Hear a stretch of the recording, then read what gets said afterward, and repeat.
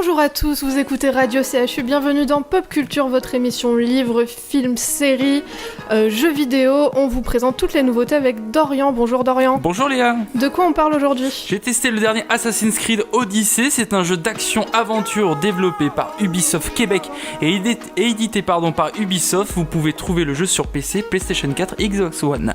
Un an après un épisode égyptien de grande qualité, Assassin's Creed s'offre une deuxième virée dans l'Antiquité via son nouvel opus, logiquement sous-titré Odyssey. Et la trame, c'est une suite directe d'Origins ? C'est plutôt une suite indirecte du précédent opus. Dans le présent, le joueur suit toujours Layla Hassan, une membre des assassins qui explore la mémoire des premiers assassins. En revanche, l'action se déroule durant la guerre du Péloponnèse en 431.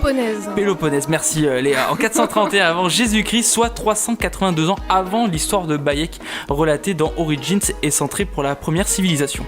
Et dans chaque essai, on rencontre des personnages historiques. On a rencontré Léonard de Vinci, Cléopâtre, Jules César ou encore Napoléon.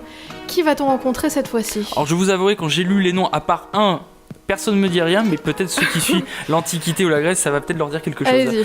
Alors nous allons rencontrer Périclès, Aristophane, Aspie, Euripidé, Phidias, Hérodote, Sophocle ou encore le plus connu, Sophocle. Merci. Oh là, Dorian. Ouais, je ne connais pas l'Antiquité grecque. Mais par contre, lui je le connais, je pense que c'est l'un des plus connus, c'est Socrate. Ah.